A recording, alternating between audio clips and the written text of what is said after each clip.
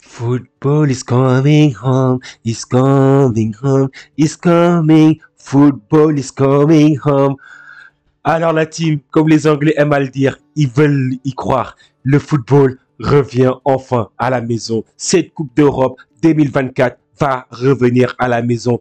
Est-ce que vous y croyez pour les Anglais? Est-ce que ce que vous avez vu avec les Anglais vous a convaincu pour pouvoir croire que les Anglais peuvent le faire, peuvent enfin ramener cette coupe qu'ils ont attendue depuis tellement d'années, une attente absolument indescriptible, une attente qui est absolument incompréhensible pour une nation telle que l'Angleterre, pour des joueurs aussi talentueux. Cette Angleterre qui a connu des joueurs qui ont marqué l'histoire du football, des joueurs tels que Lampard, Steven Gerrard, David Beckham, et cette équipe qui n'a absolument pas gagné grand-chose après, à part la Coupe du Monde.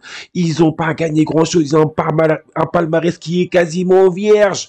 En tout cas, la team, est-ce que vous y croyez pour eux? En tout cas, bonjour l'équipe. Bienvenue sur la chaîne Parisienne Football. Content que vous soyez de plus en plus nombreux. On est à quasiment 8000 followers. Encore un petit effort, on va atteindre les 8000 followers. Mais en tout cas, merci beaucoup pour tout votre support, tout votre aide, tout votre amour. C'est absolument apprécié, la team. Là, sans plus autant tarder, on va entrer dans le vif du sujet. On va commencer notre partie analyse. On va regarder un peu les compositions d'équipe. Regardez ces compositions d'équipe. L'Angleterre s'est présentée sur un 3-4-2-1. Comme exactement cette équipe suisse s'est présentée sur un 3-4-2-1. Les noms des joueurs, il y avait Pickford, il y avait du Walker côté anglais, il y avait Stones, il y avait Konsa, il y avait Xhaka, il y avait Maino, Rice, Trippier, Foden, Bellingham et enfin le Harry Kane.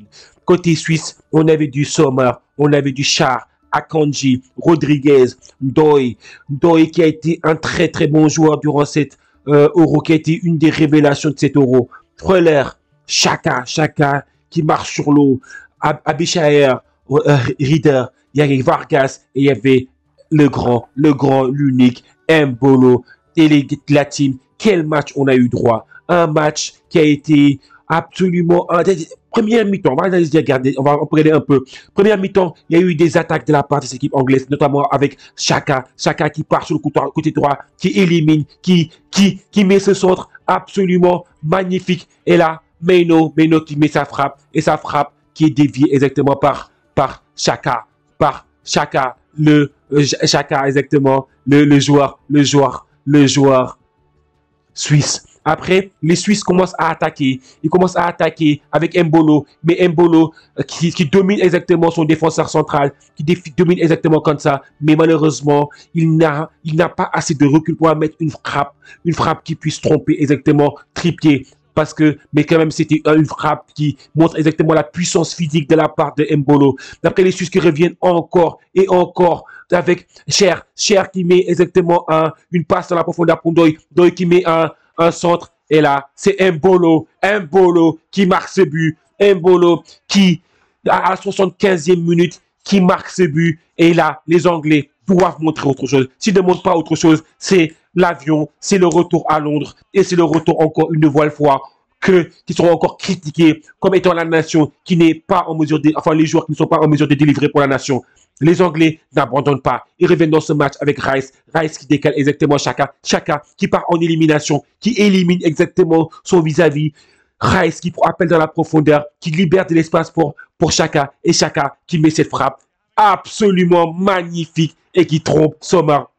Quelle frappe! Et là, ils reviennent très rapidement à la 80e minute. Et là, ça n'a pas pris longtemps aux Anglais pour revenir dans ce match-là. Après, la plupart du match, franchement, c'était des Anglais qui essayent d'attaquer par-ci par-là, mais parfois, je vous dis la vérité, les Suisses étaient plus proches de marquer ce but exactement comparé aux Anglais, notamment dans cette deuxième période de la prolongation. Les Suisses ont eu des opportunités pour pouvoir marquer ce but, mais malheureusement, les Suisses n'ont pas su saisir leur chance et ils vont le payer. Ils le payent exactement durant la séance des tirs au but. Une séance qui est une séance généralement maudite par les Anglais. Les Anglais, on a été traumatisés ici à Londres à cause des séances de tirs au but, avec exactement ce qui s'est passé durant la Coupe d'Europe qui s'est organisée ici à Londres, avec ces joueurs anglais qui ont pris leur courage à deux mains, tels que Rashford, tel que Xhaka, pour aller tirer exactement son penalty. Et malheureusement, on se rappelle que ils ont raté ces penalties-là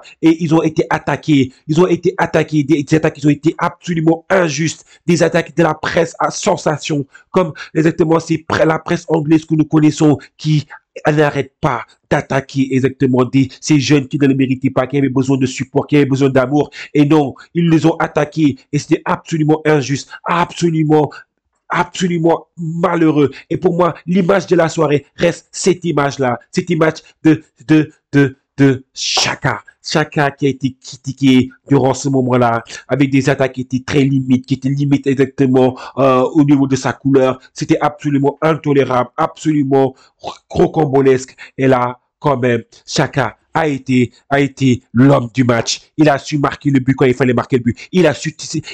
Malgré avoir raté son penalty durant l'Euro en Angleterre, il est parti, il a pris le ballon, il a dit c'est moi je vais tirer, c'est moi le patron, je vais tirer. Peu importe exactement ce qui s'est passé par le passé. Aujourd'hui, c'est un autre jour. Aujourd'hui, c'est moi qui vais délivrer exactement cette nation anglaise. C'est moi, je vais montrer que malgré toutes les critiques que moi j'ai données, malgré tout ce qui s'est passé par le passé, je fais table rase et je réécris encore une nouvelle histoire avec cette équipe anglaise. Et bravo, Xhaka, parce que Xhaka, on t'aime, on te kiffe.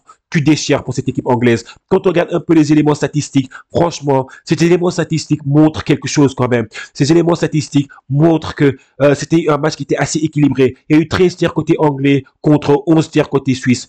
En termes de tirs cadrés, vous avez vu ces égalités 3-3. Les 3 tirs cadrés côté anglais, 3 tirs cadrés côté suisse. En termes de possession, vous avez vu, c'est quasiment du kiff-kiff. 52% côté anglais, 48% côté suisse. En termes de passes réussies, 91%. Vous voyez comment le match était équilibré en termes de fautes, plus côté suisse que du côté anglais. 13 fautes suisses contre 8 fautes côté anglais. Franchement, c'était un match qui était équilibré. Franchement, mais l'Angleterre arrive à se qualifier grâce au penalty, grâce à ce raté, ou plutôt à ce penalty qui a été arrêté par Pickford. Et vous voyez cette image de joie des joueurs anglais. On voit exactement Pickford qui célèbre ça magnifiquement avec Trent. Franchement, ça nous a fait vibrer la team. Franchement, bravo pour tout ce que vous avez fait. Bravo pour l'espoir que vous avez donné à la nation anglaise. Bravo pour avoir cru, parce que c'était pas facile. C'était une équipe qui était au reflet de la nation anglaise. Une équipe qui a un mélange de une équipe qui est diverse, une équipe qui nous a donné de l'espoir, en tout cas. Bravo à cette équipe anglaise. Bravo, Saka, pour ce que tu as réalisé pour cette équipe anglaise. Bravo à cette nation anglaise pour s'être qualifiée et maintenant qui va atteindre exactement le dernier carré qui était tant attendu par un peuple. Et maintenant, on sait que l'Angleterre va affronter les Pays-Bas. Et là, quel match on va avoir droit? Un Angleterre-Pays-Bas et un Espagne-France. Mais franchement, ces demi-finales vont être des grosses demi-finales. Mais du coup, la France va jouer exactement mardi contre l'Espagne et l'Angleterre joue mercredi contre les Pays-Bas.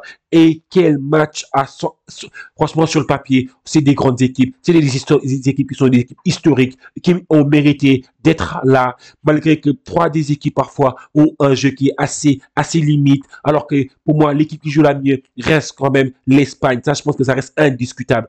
Mais parfois, c'est pas forcément les équipes qui jouent le mieux qui vont au bout de la compétition. Parfois, les équipes qui vont au bout de la compétition, c'est les équipes qui ont une maîtrise technique, tactique, également une maîtrise défensive. Et là, parfois, je pense que là, on va avoir très prochainement la réponse. En tout cas, la team, merci beaucoup d'avoir suivi la chaîne. Merci beaucoup de donner exactement de l'amour à la chaîne, comme d'habitude.